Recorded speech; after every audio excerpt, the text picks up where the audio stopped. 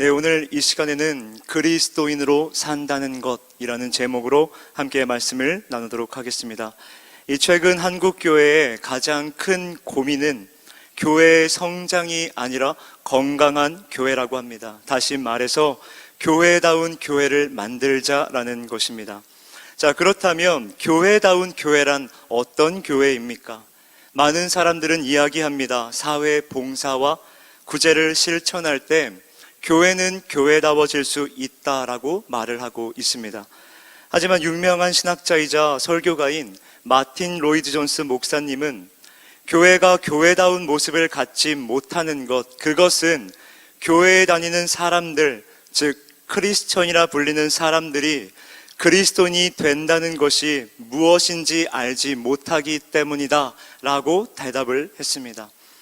그리스도인을 자처하는 많은 사람들에게 그리스도인이 된다는 것은 무슨 뜻입니까? 라고 물어보면 제대로 대답을 하지 못한다라는 것입니다.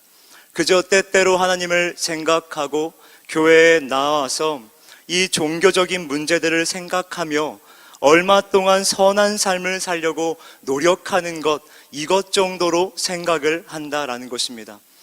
그러나 신약 성경을 보면 이 그리스도인들은 자신들이 누구이고 무엇을 믿고 있는지에 대해 정확하게 아는 사람들이었습니다. 사도 베드로는 그리스도인들에게 이렇게 편지를 합니다. 베드로전서 3장 15절, 너희 마음에 그리스도를 주로 삼아 거룩하게 하고 너희 속에 있는 소망에 관한 이유를 묻는 자에게는 대답할 것을 항상 준비하되 온유와 두려움으로 하고.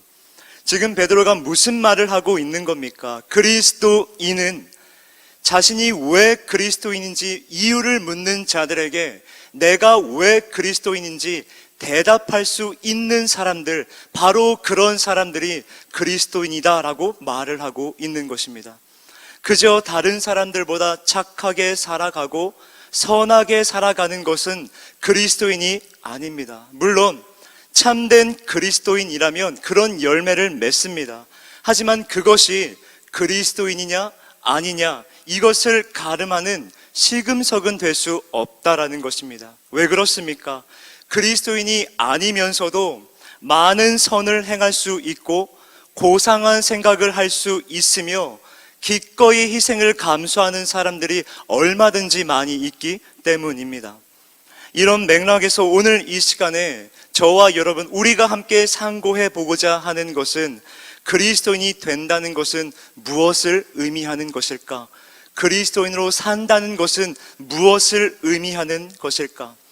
저와 여러분들이 사모하는 마음으로 함께 말씀을 상고하고 함께 묵상할 때 하나님께서 분명히 깨달음의 은혜를 주실 줄 믿습니다. 그 내려주시는 은혜로 말미암아 이 땅에 사는 날 동안 진짜 그리스도인으로서 하나님께 기쁨이요 하나님께 영광이 되는 삶을 살아내는 저와 여러분 모두가 되시기를 진정으로 소망합니다. 자, 그렇다면 그리스도인이 된다는 것은 무엇을 의미하는 것입니까? 오늘 본문을 중심으로 두 가지 정도로 보고자 합니다. 우선 첫째로 그리스도인이 된다는 것은 예수 그리스도에 대한 생각이 완전히 바뀌는 것을 의미합니다. 그리스도인이 된다는 것, 그것은 예수 그리스도에 대한 생각이 이제는 바뀌는 겁니다. 본문 37절 말씀 한번 다 같이 읽어보겠습니다. 37절입니다. 시작.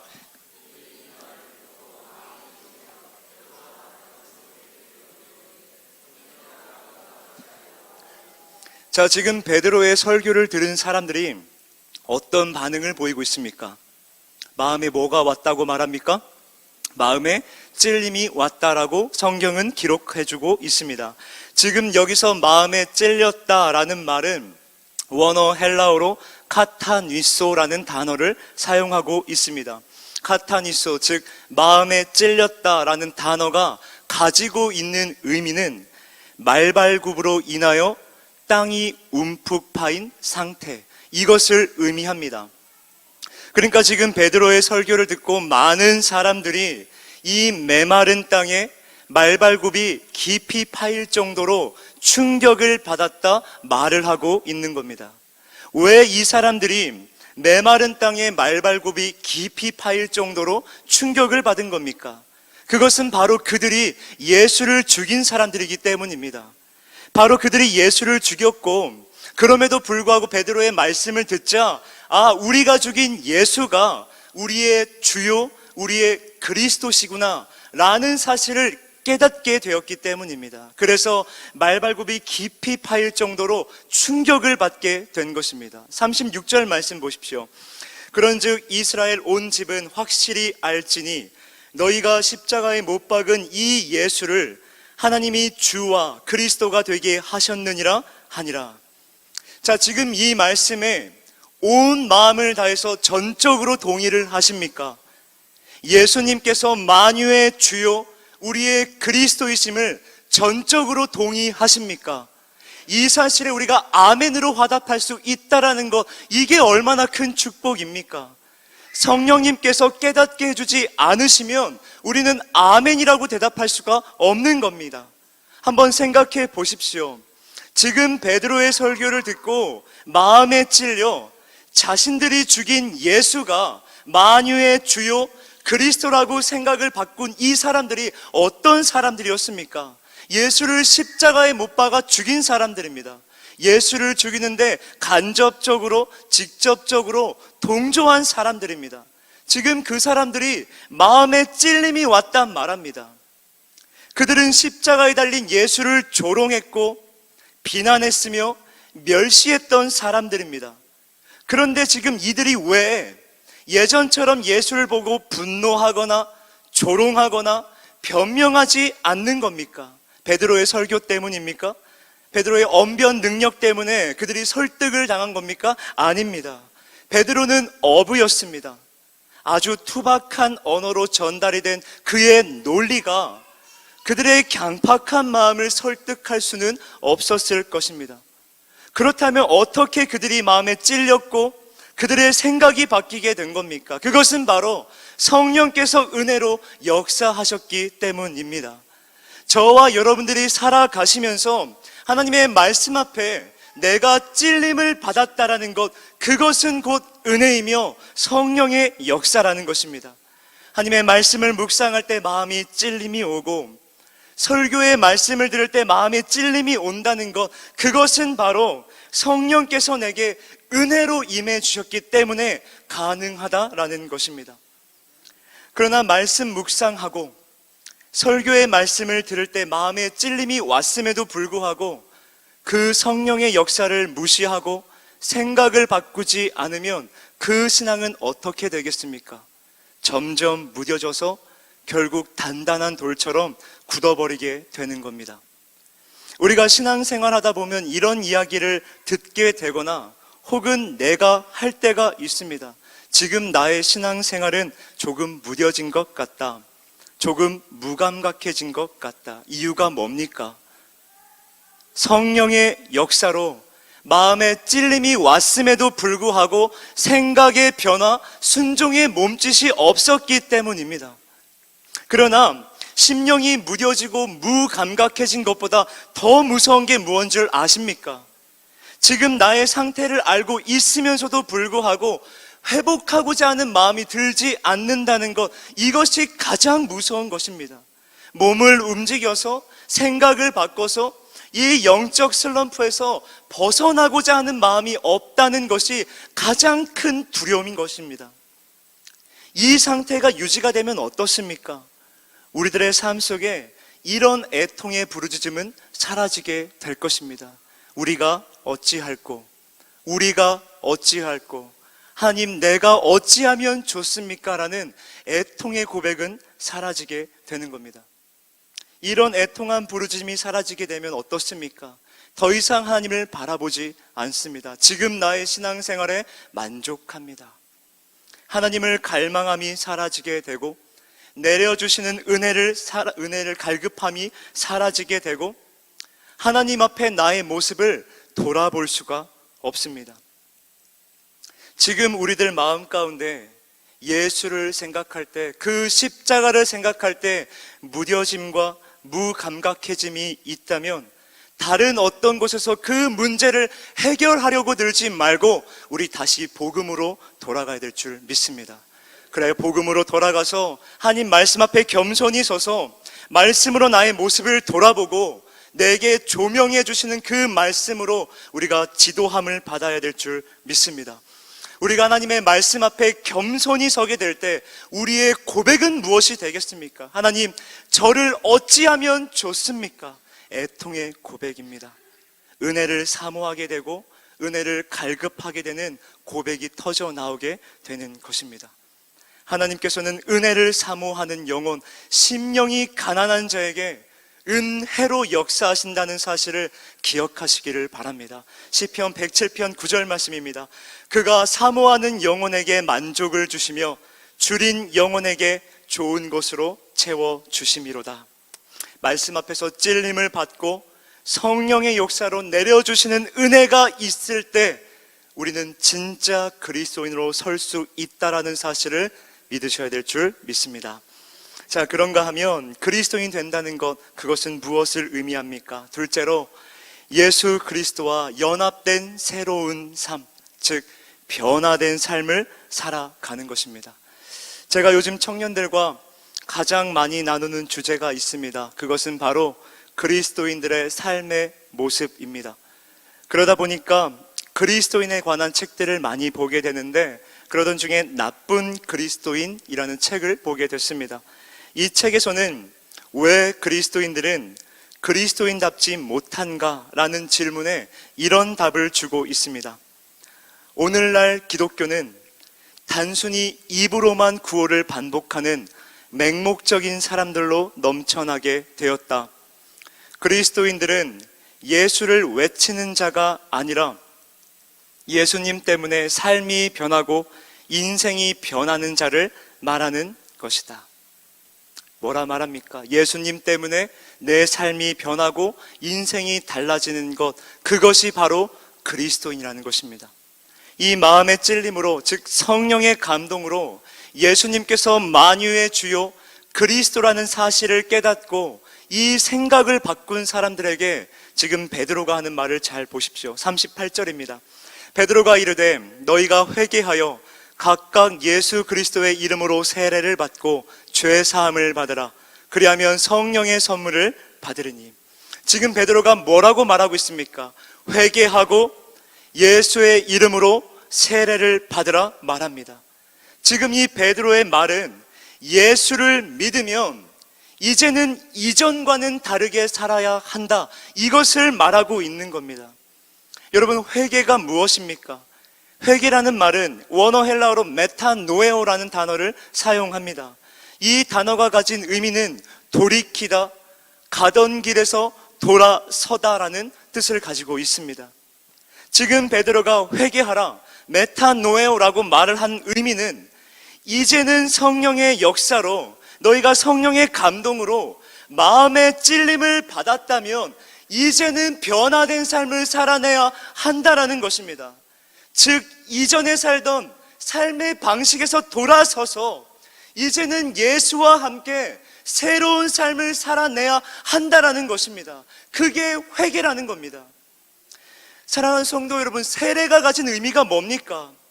예수님의 죽으심과 연합해서 우리의 옛사람, 내가 주인 되어 살던 옛사람은 이제 죽고 이제 부활하신 주님과 연합해서 새 사람으로 살겠습니다. 이 신앙 고백이 세례 아닙니까? 이런 신앙 고백 없이 받는 세례는 아무런 의미가 없습니다. 그것은 종교 행위일 뿐이지 믿음이 아니라는 겁니다. 그러니까 지금 베드로가 마음의 찔림으로 성령의 감동으로 예수님이라는 분이 만유의 주고 그리스도라는 사실을 너희가 깨닫고 생각을 바꿨다면 이제 회개하고 세례를 받으라는 겁니다. 그 말이 가진 의미는 너네가 가고 있던 길에서 이제는 멈춰서서 생각을 바꿔 완전히 돌이키라는 겁니다. 회개하고 이전에 살던 삶의 방식에서 돌아서서 이제는 예수님과 함께 새로운 삶을 살아라, 새로운 삶의 방식을 바꿔라 라는 겁니다. 베드로의 이 말, 지금까지 장황하게 설명한 이 말 한 문장으로 요약됩니다. 예수를 믿되 제대로 믿어라는 것입니다. 그렇게 베드로의 말을 듣고 많은 사람들은 회개하고 세례를 받았습니다. 41절 말씀 보십시오. 그 말을 받은 사람들은 세례를 받음에 이날의 신도의 수가 3천이나 더하더라. 지금 신도의 수가 몇 명이나 되었다 말합니까? 3천 명이나 더해졌다 말합니다. 정말 놀라운 일 아닙니까? 예수 그리스도를 죽이는데 동조하고 또 예수를 죽였던 사람들이 예수를 만유의 주요 그리스도로 믿고 세례를 받았다라는 겁니다. 그냥 더 놀라운 것은 사도행전 4장 4절입니다. 말씀을 들은 사람 중에 믿는 자가 많으니 남자의 수가 약 5천이나 되었더라. 자, 지금 예루살렘에 예수님을 믿는 사람들이 얼마나 된 것입니까? 3천 명이 늘었고 5천 명이 더해졌으니까 8천 명이 된 것입니다. 근데 당시에는 여자들이 사람 취급을 못 받았기 때문에 인구수를 셀 때 이 남자의 수만 세었습니다.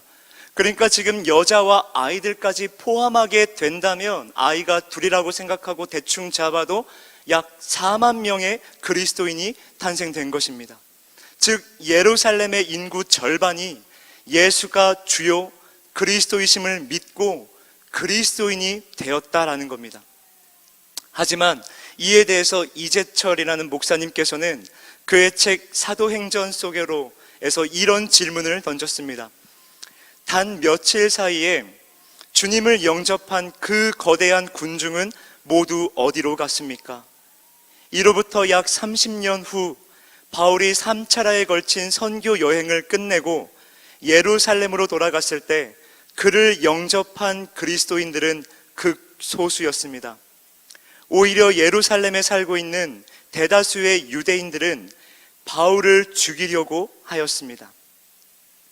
약 4만 명으로 늘게 된 그 많고 많은 그리스도인들은 다 어디로 간 것입니까? 아니, 예루살렘 인구의 절반이 예수를 믿었고 세례를 받았는데 이 복음을 전하는 사도 바울을 왜 죽이려고 한 것입니까?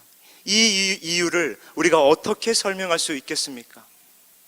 그것은 바로 진정한 회심 없이 그냥 군중 심리에 의해서, 즉 감정에 휩쓸려서 형식적으로 세례를 받았다라는 것입니다.